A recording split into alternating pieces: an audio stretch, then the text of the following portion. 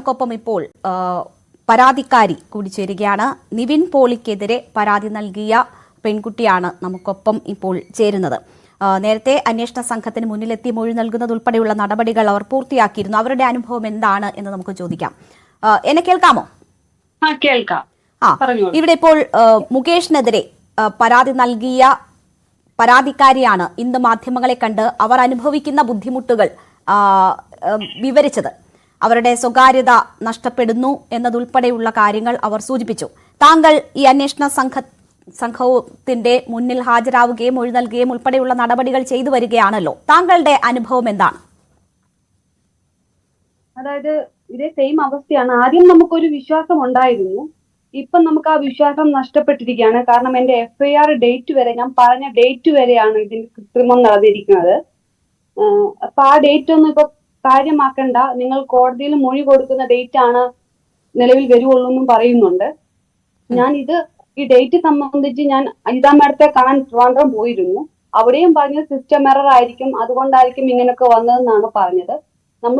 നമ്മൾ പരാതി കൊടുത്ത നമ്മളിപ്പം ഒരു കുറ്റക്കാരി, അവര് നമ്മളിപ്പോ ഒരു കുറ്റക്കാരി എന്ന മട്ടിലാണ് കാണുന്നത്. നമ്മളെ ചോദ്യം ചെയ്യുന്നതും നമ്മുടെ പേഴ്സണൽ ഡീറ്റെയിൽസ് മാത്രം മതി. കേസിനെ സംബന്ധിച്ച് അവർക്കൊന്നും വേണ്ട, അവർക്ക് ഡേറ്റ് മാത്രം മതി. ഇപ്പൊ ഇന്നും എന്നെ ചോദ്യം ചെയ്തപ്പോ എന്നാണ് ഡേറ്റ് എന്ന് ചോദിച്ചു. കുറെ തവണ പറഞ്ഞു. ഞാൻ പറഞ്ഞു എനിക്കിപ്പോ വിശ്വാസമില്ല ഈ ടീമിൽ, അതുകൊണ്ട് ഞാൻ കോടതിയിൽ കറക്റ്റ് ഡേറ്റ് പറഞ്ഞോളാം എന്ന് പറഞ്ഞു. നിങ്ങളുടെ കേസ് സംബന്ധിച്ച് നോക്കുകയാണെങ്കിൽ തീയതി വളരെ പ്രധാനപ്പെട്ടതാണ്. താങ്കൾ ഒരു ചാനലിൽ പറഞ്ഞ തീയതി ആയുധമാക്കിക്കൊണ്ട് അത് തെളിവായി സ്വീകരിക്കണം എന്ന് പറഞ്ഞുകൊണ്ടാണ് ഈ ആരോപണ വിധേയനായ വ്യക്തി തന്നെ ഈ കേസിൽ നിന്ന് ഒഴിവാക്കണം എന്നതുൾപ്പെടെയുള്ള കാര്യങ്ങൾ ആവശ്യപ്പെടുന്നത്. അപ്പോൾ അതിൽ താങ്കൾ വ്യക്തത വരുത്താൻ അന്വേഷണ സംഘത്തോട് പറയുമ്പോൾ FIR അത് തിരുത്തപ്പെടുന്നില്ല ഇപ്പോഴും എന്നതാണോ താങ്കളുടെ പരാതി? നവംബർ 2 തൊട്ട് 6 വരെയാണ് ഫസ്റ്റ്, പിന്നെ ഡിസംബർ 6 തൊട്ട് 17 വരെയാണ്. അതിൽ ഈ നവംബർ തൊട്ട് ഡിസംബർ 15 വരെ കണ്ടിന്യൂ ചെയ്തങ്ങ് കൊടുത്തേക്കുവാണ്. ഞാൻ അങ്ങനെ ഒരു ഡേറ്റ് അവിടെ പറഞ്ഞിട്ടില്ല. ഇവർ തന്നെ ആ ഒരു ഡേറ്റ്, അത് നവംബർ തൊട്ട് ഡിസംബർ 15 വരെ, അതായത് ഞാൻ പറഞ്ഞത് ഡിസംബർ 6 തൊട്ട് 17 വരെയാണ്. ആ ഒരു ഡേറ്റ് അവിടെ ഇല്ല. അതായത് ഞാൻ നാട്ടിലുള്ള ഡേറ്റ് വരെ ഉൾപ്പെടുത്തി ഇവർ അതങ്ങ് FIR കൊടുത്തേക്കുന്നത്. രക്ഷപ്പെടുത്തണോ എന്തോന്ന് അറിയത്തില്ല. ഈ ഒരു ഡേറ്റ് കഴിഞ്ഞ് മാധ്യമങ്ങളിലെല്ലാം ചർച്ചയായി. പിന്നെ ഈ ആളെ രക്ഷിക്കാനായിട്ട് പല സുഹൃത്തുക്കളും വന്നു. അതായത് 14-15 നാട്ടിലുണ്ടെന്നും പറഞ്ഞുകൊണ്ട് അതെന്തോ വെട്ടി തീർക്കാനായിട്ടാണെന്നാണ് എനിക്ക്, അവരൊരു പ്ലാൻ ചെയ്തിട്ടാണ് അങ്ങനത്തെ ഒരു ഇത് ചെയ്തെന്നാണ് നമുക്ക് മനസ്സിലാക്കാൻ പറ്റുന്നത്. അതായത് ആ പ്രതിയെ രക്ഷിക്കാൻ വേണ്ടിയിട്ടാണ് ഞാൻ പറഞ്ഞ ഡേറ്റ് വരെ മാറ്റി FIR ഉൾപ്പെടുത്തിയേക്കുന്നതെന്നാണ് എനിക്ക് മനസ്സിലാക്കാൻ പറ്റിയത്. ആ ഒരു ഇൻസിഡന്റ് മാത്രമാണോ താങ്കൾക്ക് ഒരു മോശം അനുഭവമായി അന്വേഷണ സംഘത്തിന്റെ ഭാഗത്തു നിന്നും നേരിട്ടത്? അതല്ല, വേറെ ഒത്തിരി പേര് പരാതികൾ കൊടുത്തിട്ടുണ്ട്. പക്ഷെ എന്നെ സോഷ്യൽ മീഡിയയിൽ വഴി ഇത്രയും എന്നെയും എന്റെ ഹസ്ബൻഡിനെയും വെച്ച് സോഷ്യൽ മീഡിയ ഒന്നടക്കം PR വർക്ക് ചെയ്ത് ഇവർ മൊത്തം അത് നമ്മളെ മാനസികമായിട്ട് തളർത്തി കളയുകയാണ്. പിന്നെ ഇവർക്ക് അറിയേണ്ടത് നമ്മുടെ ഫിനാൻഷ്യൽ ബാക്ക്ഗ്രൗണ്ട് ആയിട്ടാണ്. അതായത് ഞാൻ കല്യാണം കഴിഞ്ഞപ്പോ തൊട്ടുള്ള ഡീറ്റെയിൽസ് ആണ് ഇവർക്ക് വേണ്ടത്. എന്റെ ഒരു ഫോൺ അവര് ചോദ്യം ചെയ്യാൻ വന്നപ്പോൾ അവര് മൊഴി എടുക്കാൻ വന്നപ്പോ ഒരു ഫോൺ എടുത്തെടുത്ത് പോയി. ഇത്രയും ദിവസമായിട്ട് അവരത് ഒന്നും ചെയ്തിട്ടില്ല. ഞാൻ ഇന്നും ചെന്നപ്പോ എന്റെ ഫോൺ തിരിച്ചു തരാമോ എന്ന് ചോദിച്ചപ്പോ അവർ ഇതുവരെ അത് ഒന്നും ചെയ്തിട്ടില്ല, അത് കോടതിയിൽ ഹാജരാക്കാമെന്നൊക്കെ പറഞ്ഞ് അവർ ഒഴിവുകേട് പറയുവാണ്. ഞാൻ ചോദിച്ചു ഇത്രയും സമയം കൊണ്ട് നിങ്ങൾക്ക് ഇത് എടുക്കാൻ പറ്റത്തില്ലേ? അപ്പൊ അവരത് ഒഴിവുകേട് പറയുവാണ്. അപ്പൊ ഞാൻ ചോദിച്ചു, ഇപ്പൊ പ്രതി, അതായത് മറുവാശത്തുള്ളവരുടെ ഫോണുകളോ എന്തെങ്കിലും നിങ്ങൾ മേടിച്ചോ എന്ന് ചോദിച്ചപ്പോ അതൊക്കെ ഇത് കഴിഞ്ഞതിന് ശേഷമാണെന്നാണ് പറയുന്നത്. ഫോൺ എന്തൊക്കെ വിവരങ്ങൾ ശേഖരിക്കാനാണ് എന്നാണ് അന്വേഷണ സംഘം പറയുന്നത്? അതായത് അവർക്ക് വേണ്ടത് എന്റെ വരുമാന മാർഗം എന്താണ്, ഞാൻ എന്തൊക്കെ ജോലി ചെയ്യുന്നു, എനിക്ക് എത്ര ഫോൺ നമ്പർ ഉണ്ട്, ഞാനും ഹസ്ബൻഡും വേറെ എന്തെങ്കിലും കേസിൽ പെട്ടിട്ടുണ്ടോ, അല്ല ഇവർക്ക് ഇതൊക്കെയാണ് അറിയേണ്ടത്. അല്ലാതെ കേസിനെ പറ്റി എന്തൊക്കെയാണെന്ന് എങ്ങനെയൊക്കെയാണോ അവരതൊന്നും ചോദിക്കണില്ല. ഇവർക്ക് നമ്മുടെ ബാക്ക്ഗ്രൗണ്ട് എന്താണെന്നാണ് അറിയേണ്ടത്. താങ്കളുടെ വ്യക്തി വിവരങ്ങളാണ് അന്വേഷണ സംഘം തിരക്കുന്നത്. ഞാനപ്പോ ചോദിച്ചു, ഞാൻ കംപ്ലൈന്റ് കൊടുത്ത AK സുനിൽ എന്ന് പറയുന്ന ഒരാളുണ്ട്, ആ ആളെ ചോദ്യം ചെയ്തോ, അല്ലെ ആ ആളുടെ ഫോൺ മേടിച്ചോ? അപ്പൊ അതൊക്കെ എടുത്താ പോരെ? അതൊന്നും എടുക്കുന്നില്ലല്ലോ. ഇപ്പൊ എന്നെ കുറ്റക്കാരിയാക്കിക്കൊണ്ടാണല്ലോ സംഘം നമ്മളോട് ക്വസ്റ്റ്യൻ ചെയ്യുന്നതെന്ന് ചോദിച്ചു. അപ്പൊ അവര് പറഞ്ഞു എന്നെ ചോദ്യം ചെയ്തതിന് ശേഷമാണ് അവരെയൊക്കെ എടുക്കുള്ളൂ എന്നാണ് പറയുന്നത്. അപ്പൊ നമ്മൾക്ക് അവരിലുള്ള ഒരു വിശ്വാസം, കാരണം അവരുടെ ചോദ്യം ചെയ്യൽ രീതി. ഞാനാണെങ്കിൽ ഈ ഒരു കേസ് കംപ്ലൈന്റ് പറ്റി കൊടുത്തു കഴിഞ്ഞിട്ട് ഗൂഗിളിൽ സെർച്ച് ചെയ്ത് കുറെ ഫിലിം ഫീൽഡിലുള്ള ആൾക്കാരെ വിളിച്ചിരുന്നു, ആരെങ്കിലും ഹെൽപ്പ് ചെയ്യുമോ എന്നറിയാൻ വേണ്ടി. അമ്മ സംഘടന, പിന്നെ ഫിലിം പ്രൊഡ്യൂസ് അസോസിയേഷൻ, അങ്ങനെ ഒത്തിരി പേരെ വിളിച്ചിട്ടുണ്ട്. എനിക്ക് തന്നെ അറിയത്തില്ല ആരെയൊക്കെ വിളിച്ചിട്ടുണ്ടെന്ന്. അപ്പൊ ഇന്ന് കോൾ ലിസ്റ്റ് ഒക്കെ എടുത്തിട്ടായിരിക്കാം ഞാൻ വിളിച്ച ഓരോരുത്തരുടെ പേര് ചോദിച്ചിട്ട് ഇവരൊക്കെ ആയിട്ട് ബന്ധമുണ്ടോ, ഇവരുമായിട്ട് സംസാരിച്ചിട്ടുണ്ടോ എന്നൊക്കെ ചോദിച്ചുകൊണ്ട് നമ്മളോട് ചോദിക്കുന്നു. നമ്മൾ ആരൊക്കെയാണോ വിളിച്ചത്, എന്തൊക്കെയാ വിളിച്ചത് നമുക്കറിയില്ല.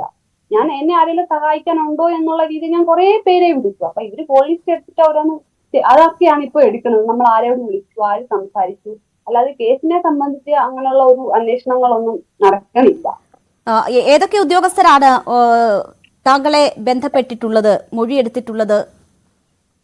ഇന്ന് ഞാൻ ഐശ്വര്യ മാഡത്തെ കണ്ടിരുന്നു. പിന്നെ ക്രൈംബ്രാഞ്ച് SIT ടീം എന്ന് പറഞ്ഞൊരു 5-6 സംഘം ആൾക്കാരുണ്ട്, അവരും എന്റെ മൊഴിയെടുത്തു.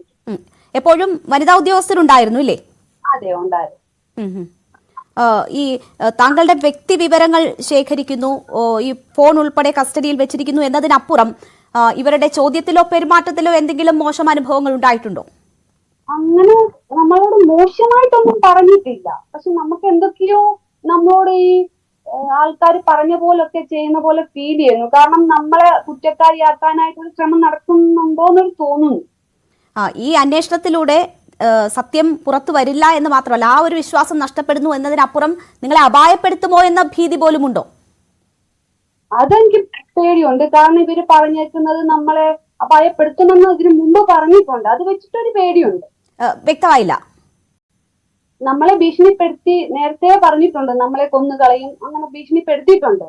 അപ്പൊ അങ്ങനെ വെച്ചിട്ട് ഒരു പേടിയുണ്ട്, എന്തെങ്കിലും പറ്റുമോ, സംഭവിക്കുമോ എന്നുള്ളൊരു പേടിയുണ്ട്. അത് ഈ പരാതി നൽകിയവരെ കുറിച്ച് അല്ലേ? അതെ, ഞാൻ ചോദിച്ചത് അന്വേഷണ സംഘത്തെ കുറിച്ചാണ്. ഈ അന്വേഷണ സംഘം അവർ നിങ്ങൾക്ക് ഇതിന്റെ സത്യം തെളിയിക്കുന്നതിൽ സഹായകമാകും എന്ന് നിങ്ങൾക്ക് ഇപ്പോൾ പ്രതീക്ഷയില്ല? ഇല്ല, പ്രതീക്ഷയില്ല. അതിനപ്പുറം നിങ്ങളെ അപായപ്പെടുത്തുമോ എന്നൊരു ഭീതി കൂടി ഉണ്ടോ? മീൻസ് അപായപ്പെടുത്തുക എന്ന് വെച്ചാൽ നിങ്ങൾക്കെതിരെ ഈ കേസ് തിരിയുമോ എന്ന തരത്തിലൊരു സംശയമുണ്ടോ? അതെ, ഞങ്ങൾക്കെതിരെ ഈ കേസ് തിരിയുമെന്ന് സംശയമുണ്ട്. ഇനിയിപ്പോൾ എന്താണ് ഇതിൽ നിങ്ങൾ അന്വേഷണ സംഘത്തോട് സഹകരിക്കാൻ തന്നെയല്ലേ തീരുമാനം? ഇങ്ങനെയൊക്കെയാണ് സാഹചര്യങ്ങളെങ്കിലും നിങ്ങൾ നല്ല രീതിയിൽ ഈ അന്വേഷണവുമായി സഹകരിക്കുന്നില്ലേ? ഞങ്ങൾ നമ്മുടെ രീതിയിൽ നല്ല രീതിക്ക് അന്വേഷണ സംഘത്തോട് സഹകരിക്കുന്നുണ്ട്. ഇത് കൂടാതെ ഞാൻ ദുബായ് ഷെയ്ഖിന് ഒരു മെയിൽ ചെയ്ത് എന്റെ ഈ കേസ് ഒന്ന് തെളിയിക്കാൻ, അതായത് അവിടെ എവിഡൻസ് ഉണ്ടല്ലോ, CCTV, അവിടുത്തെ ഹോട്ടലിൽ CCTV ഉണ്ട്, ആ റൂമിൽ ഇതൊക്കെയുണ്ട്. അപ്പൊ ഞാൻ ഒരു മെയിൽ ചെയ്യണമെന്ന് വിചാരിച്ചിരിക്കുന്നു. ഞാൻ ഇന്ന് ചെയ്യാൻ വേണ്ടി പോകുന്നു. കാരണം എനിക്ക് കേരള ഗവൺമെന്റിൽ വിശ്വാസമില്ല. കാരണം നമ്മളെ കുറ്റക്കാരാക്കിക്കൊണ്ടാണ് അവരുടെ സംസാരവും രീതിയും. ഇതുകൊണ്ടാണ് ഒത്തിരി പേര് പെട്ടുകിടപ്പുണ്ട്, ഒത്തിരി സ്ത്രീകൾ ഇതിനകത്ത് പെട്ടുകിടപ്പുണ്ട്. ആരും പുറത്ത് പറയാതെ ഇരിക്കുന്നത് ഈ ഒറ്റ കാരണങ്ങൾ കൊണ്ടാണ്. അതായത് സമൂഹം, സോഷ്യൽ മീഡിയ, മറ്റുള്ളവരും വേറൊരു കണ്ണും കൊണ്ട് നമ്മളാണ് കുറ്റം ചെയ്തതെന്നുള്ള രീതിയിലാണ് പൊതുസമൂഹം നമ്മളെ വിലയിരുത്തുന്നത്. അതുകൊണ്ട് ഒത്തിരി പേര് പുറത്ത് പറയാതെ കഴിയുന്നുണ്ട്. ഇപ്പൊ ഞാൻ വന്നതിൽ തന്നെ എനിക്ക് എന്തോരം മാനസിക ബുദ്ധിമുട്ടും പ്രശ്നങ്ങളുമായി ഉണ്ടായിട്ടുണ്ടെന്നറിയാമോ? എന്നെ മാനസികരോഗി വരെ ആക്കിയിട്ടുണ്ട് സത്യം പുറത്ത് പറഞ്ഞതിൽ. അപ്പൊ അതുകൊണ്ട് ഒത്തിരി പേര് ഇങ്ങനത്തെ ഒരു ഗവൺമെന്റ് ആയതുകൊണ്ടാണ് ഒത്തിരി പേര് പെട്ടുകിടക്കുന്നത്.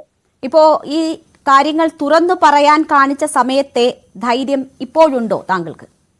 ധൈര്യം ഉള്ളത് കൊണ്ടാണ് ഞാൻ ഇപ്പോഴും പിടിച്ചിരിക്കുന്നത്. കാരണം എന്നെ മാധ്യമങ്ങളെല്ലാം, അതായത് ഈ സോഷ്യൽ മീഡിയയിൽ മൊത്തം എന്നെയും എന്റെ കുടുംബത്തെയും, ഞാനും ഹസ്ബൻഡിനും ഞങ്ങളുടെ രണ്ടിനും പേരുകൾ എടുത്തും എന്റെ ഫോട്ടോസുകൾ ഇട്ടും എന്നെ എന്തൊക്കെ ചെയ്യാൻ പറ്റുന്നോ അത്രയും PR വർക്കൊക്കെ ചെയ്ത് അവരെന്നെ മാക്സിമം ബുദ്ധിമുട്ടിച്ചിട്ടുണ്ട്. എന്റെ ഒരു നമുക്ക് മുമ്പോട്ട് പോകണം, ഇത് നീതി വേണം എന്നുള്ള ഒരു വിൽ പവർ കൊണ്ടാണ് നമ്മൾ ഇപ്പോഴും പിടിച്ചു നിൽക്കുന്നത്. അന്വേഷണത്തോട് ഇനിയും സഹകരിക്കും അല്ലേ? അതെ, അന്വേഷണത്തോട് സഹകരിക്കാതെ പറ്റില്ലല്ലോ. കാരണം നമുക്കിത് തെളിയണം. ഈ ഇപ്പോൾ ഉണ്ടായിട്ടുള്ള അന്വേഷണ സംഘത്തിന്റെ ഭാഗത്തു നിന്നും ഉണ്ടായിട്ടുള്ള ദുരനുഭവങ്ങൾ ആരെങ്കിലും അറിയിക്കാനോ പരാതിപ്പെടാനോ നിങ്ങൾ ശ്രമിക്കുന്നുണ്ടോ? അങ്ങനെയൊന്നും ചെയ്തിട്ടില്ല ഇതുവരെ, അതിനെ കുറിച്ച് തീരുമാനിച്ചിട്ടില്ല. ഇപ്പോ ഈ നടപടികൾ ഇങ്ങനെ മുന്നോട്ട് പോകുമ്പോൾ ഏതെങ്കിലും ഒരു ഘട്ടത്തിൽ ഇത് തുറന്നു പറയേണ്ടിയിരുന്നില്ല എന്ന് തോന്നുന്നുണ്ടോ ഈ ദുരനുഭവങ്ങൾ ഉണ്ടാകുമ്പോൾ? ഇപ്പൊ അങ്ങനെ നമ്മൾ ചിന്തിക്കുന്നില്ല. കാരണം നമ്മളിപ്പോ ഇങ്ങനെ പറഞ്ഞത് കൊണ്ട് നമ്മുടെ ഗവൺമെന്റ് എന്താണെന്ന്, നമ്മുടെ സമൂഹം എന്താണെന്ന് നമുക്ക് മനസ്സിലാക്കാൻ പറ്റും. കാരണം നമുക്ക് ആരും സപ്പോർട്ട് ചെയ്യില്ല.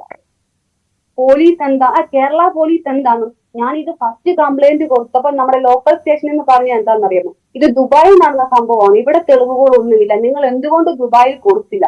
അതായത് അവര് പറഞ്ഞ കേരള പോലീസിന്റെ ജോലിയല്ലേ ഇതൊന്നും നിങ്ങളെ ഇത് കണ്ടുപിടിച്ച് തെളിയിക്കുക എന്നുള്ളത്, കേരള പോലീസിന്റെ ഒരു ജോലിയല്ല എന്നുള്ള രീതിയിലാണ് നമ്മളോട് പെരുമാറിയത്. ആദ്യം ഒരു മാസം മുൻപ് അല്ലേ ഹേമ കമ്മിറ്റി റിപ്പോർട്ട് വരുന്നതിന് ഒരു മാസം മുമ്പ് പരാതി കൊടുത്തു. അന്ന് ദുരനുഭവമായിരുന്നു, ഈ കേസ് തേച്ച് മായ്ച്ചു കളയാൻ ശ്രമിച്ചു എന്ന് താങ്കൾ പറയുന്നുണ്ടായിരുന്നു. അതിനുശേഷം ഇപ്പോൾ SIT ഏറ്റെടുത്തതിന് ശേഷവും നീതി കിട്ടുമെന്ന് ഉറപ്പില്ല. അതെ, ഇല്ല, ഉറപ്പില്ല. ദയവായി